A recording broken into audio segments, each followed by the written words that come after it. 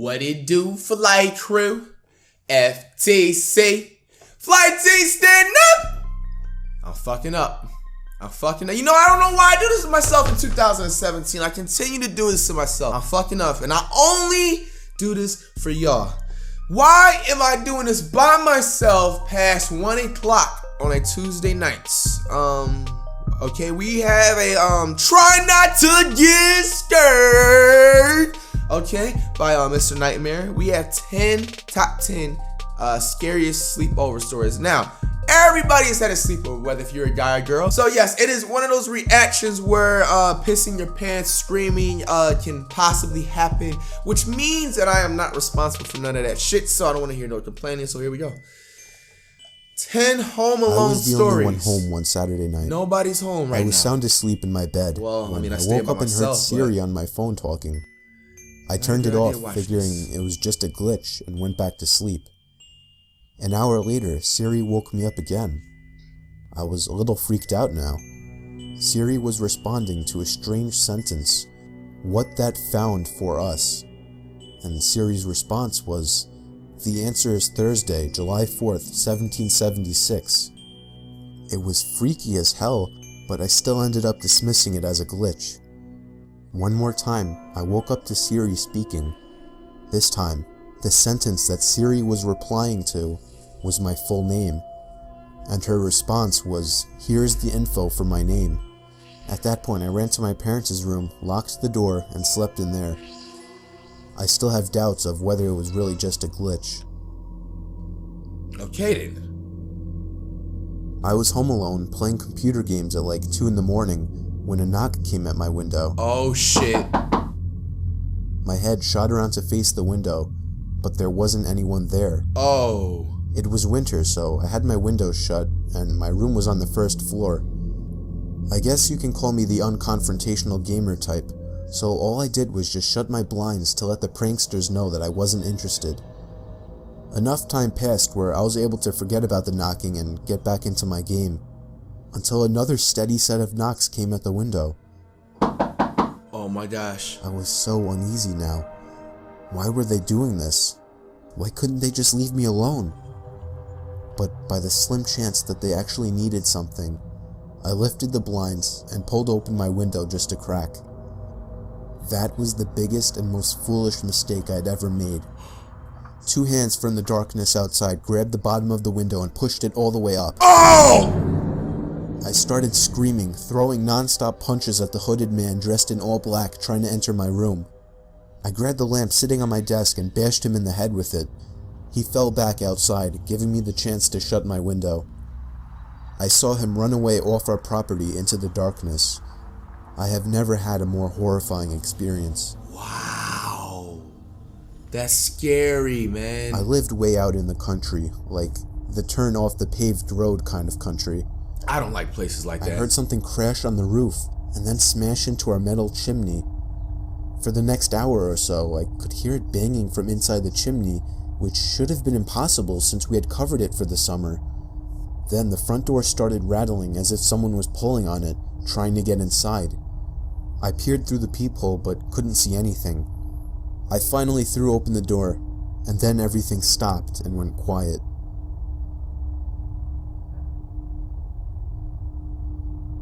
I was home alone one day in the summer. I was doing the usual watching of movies in the living room when I heard some shuffling noises coming from above me. Our living room ceiling is super high, so the attic is the only room above it. I lowered the TV down a little. I could better hear the shuffling noises coming from up there. The attic was connected to my brother's bedroom through his closet. I went to his closet and opened the attic door. The light in there was broken, so I had to use a flashlight.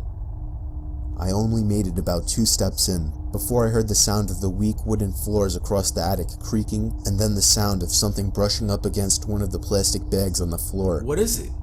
I jumped out of the attic, slamming the door shut and calling my parents. My dad had a look in there when he got home, but he didn't find anything. I'm just happy it's not my room that's connected to the attic.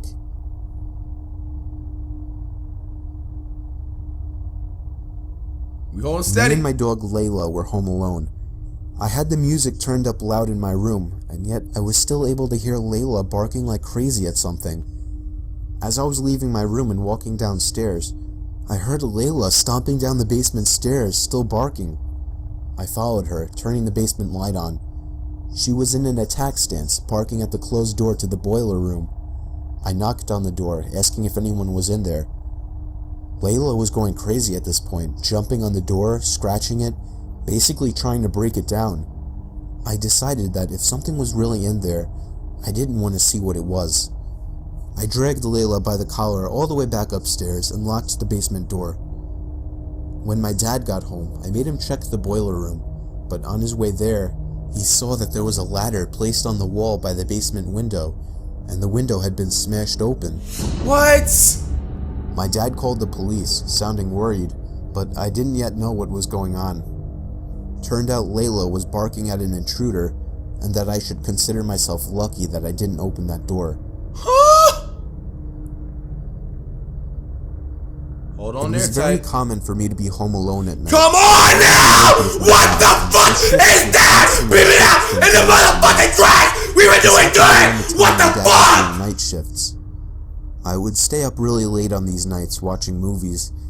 It's always taken me a long time to fall asleep, so after turning off the TV to go to sleep, I probably laid there for a good half hour. Then, I heard a toy fall over in my toy closet. Oh my gosh. It was nothing too suspicious, but it still creeped me out. But then, the doorknob to my closet started to wiggle, until finally unlocking the door. I hid under my covers, not making a sound. It was strangely quiet for a good 2 minutes, so I finally peeked my head out of the covers. There was a figure standing next to my bed, looking down at me. Oh my gosh. I screamed at the top of my lungs and began hugging the wall behind me. The figure looked out the window and then just walked away out of the room. I stayed in that position for like an hour before checking if he was really gone. The front door was left wide open, so it seemed he had left. I didn't get a minute of sleep that night. I wouldn't get to sleep either. The hell? Image was dead. The story is from the point of view of a 16-year-old girl. I used to have a boy living next door to me that was obsessed with me. His name was Joey. Every time I would go outside, Joey would come outside as well, as if he were watching me through his windows, waiting for me. He was 17 and very... I'm not even gonna lie. I think in my older neighborhood back in the day, I had somebody like that. Nothing actually ended up happening, long story short, but it was freaking strange because like all my life I was always in apartment complexes and shit, okay? So like the way the apartments were designed, you know what I'm saying? It was, I think it was 2 or 4, stories apartments. So like his shit, the only way, you know what I'm saying, he would be able for his view was to literally go outside, because you know how some apartments are like connected to like a patio and a whole bunch of stairways and all of that shit, bro. He would have literally come outside and like peep over the balcony to see if I was outside, and you know what I'm saying, sometimes I'll be out just a little dribbling, or at that time I was doing a little motherfucking like the ball shit. I don't know if you guys know what that's called, but it's something where you throw it in the squares. I forgot what it's shit's called. It's like 3 people that play, but you guys know what the beat is, bro. But yeah, it was very strange. Every time I would come outside, this man would always be on beat, and I would never say anything, but the people that I was hanging out with around town, they would be like, bro, don't you think it's kind of creepy how he is always out here whenever you out here, but whenever you're not, he's not? I don't know, bro. It just, I never even thought about it after that day. I was just like, he didn't seem to have any friends since he was always home. I tried to give every sign possible that I didn't like this guy, but he wouldn't get the message. So I had to finally just tell him one day that I don't like him and to leave me alone. The look on his face that day is something that won't leave me. It was the kind of angry look a toddler gives their parents when they can't have a toy. Coming from a 17-year-old, that's much more disturbing. One night, my parents left me to watch the house. I was working on a school project when I felt my bed shift a little bit. I looked under my bed. I screamed as I saw Joey laying under my bed. I ran away when he tried to crawl out from under my bed. I ran to his house and rang the bell at least 10 times, telling his parents about it when they opened the door. Joey never came out of my house, so I called the police. His parents begged me not to, but I ignored them. The police found him still in my room and arrested him. Apparently, he admitted this wasn't the first time he had hid under my bed. They also found pictures of me scattered across his room. The most disturbing one was of me sleeping, and it was taken from inside my room. Watch your back now! Holy shit! I live in the country, and more often than not, I was home alone. We don't have any neighbors close by, so I would usually just sit in the yard and tan on sunny days. There was this one time that the sun was out strong and I was tanning in our yard when I saw somebody standing in the woods, watching me. I sat up in a position ready to get up and run. Do you need something?" I yelled. The guy walked out from the woods and over to me, telling me that he lives up the hill and was wondering if I could help him out with a broken water pump. I told him that I was about to head out and that I didn't have time. It was a lie, of course, but there was no way I was going with him. He walked off back into the woods until passing a boulder, and I couldn't see him anymore. I was more creeped out than I'd ever been in my life. So with that, I folded my lounge chair up and went inside, being sure to lock all the doors and windows. You would think it ended there, but it didn't. Oh my gosh. About an hour later, I realized I forgot my sunglasses outside in the grass, so I went back out to get them. I made sure the guy wasn't anywhere in sight before going out there. It took me a little while to finally find my sunglasses, and as I feared, when I looked up, I saw the guy again. This time though, he wasn't in the woods.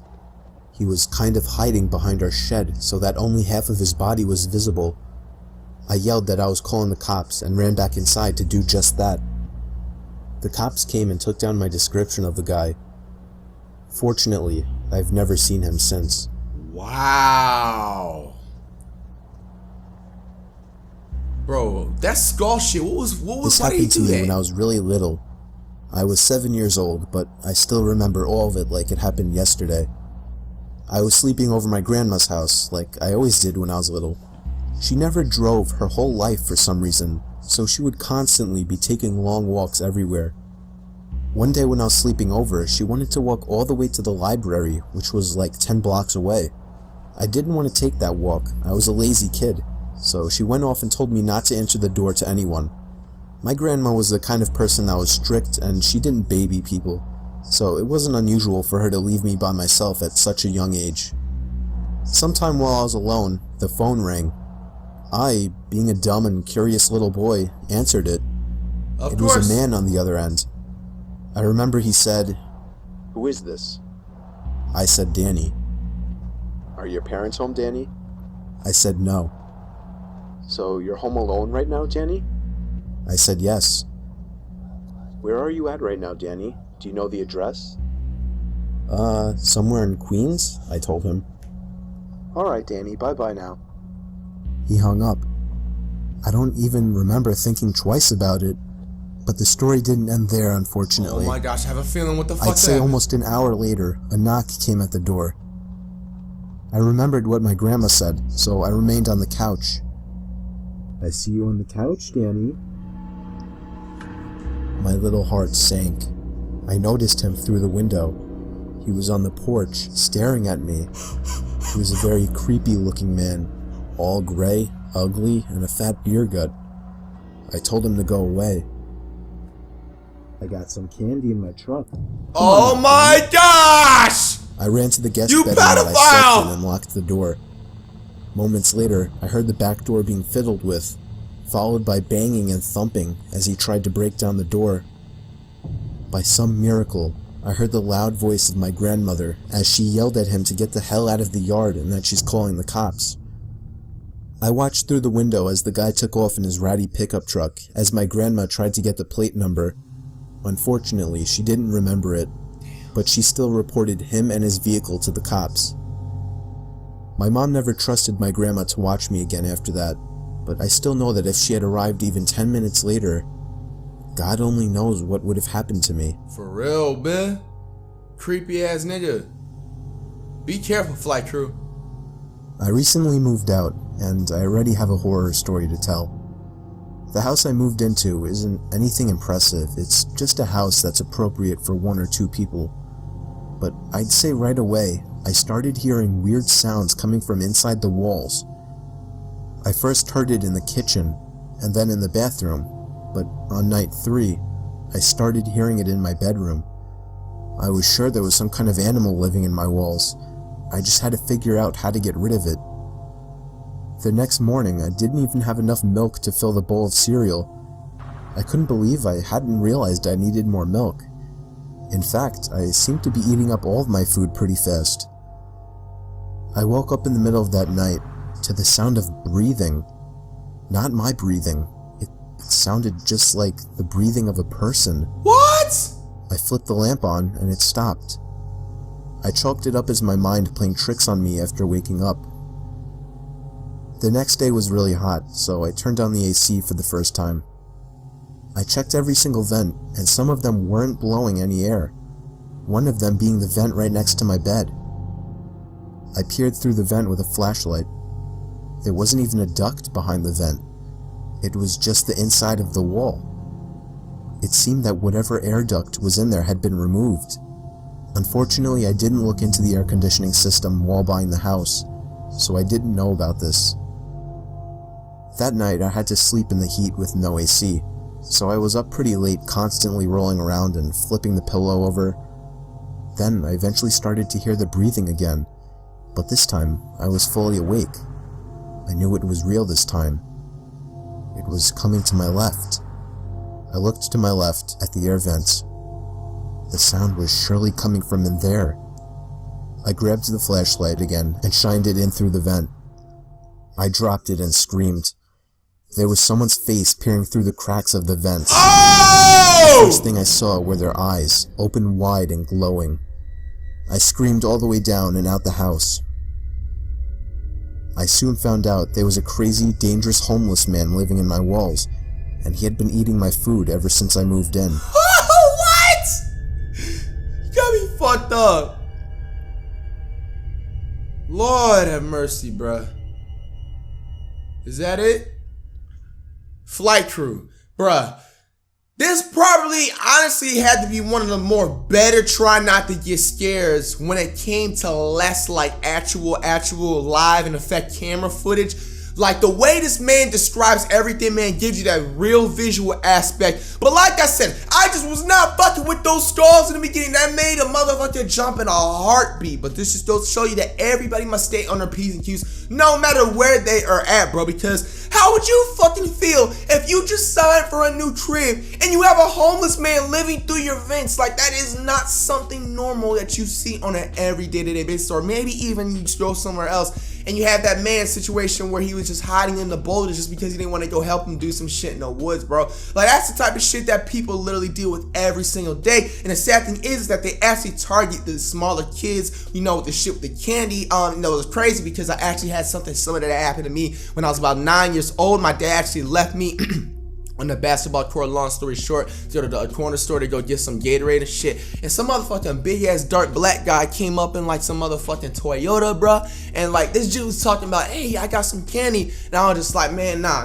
Like I was already on beat with that. Like shout out to my peoples were always telling me that shit. And the motherfucker eventually drove off. And I told my dad that, and I was like kind of mad because he had like the Smarties. Like Smarties were my motherfucking candy back in the day. And I was just like, yo, dad, he had Smarties. And like I turned it down because I didn't feel like a good idea about that. And he was just like, yeah, you did a good job, you know what I'm saying? But hey, as usual, flight crew, make sure you guys stay safe in 2017, man, especially with the way the world is going, man. You never know what is out there, especially with the way technology is, bro. It's just making it a lot easier for people to start plotting. Keep them eyes open.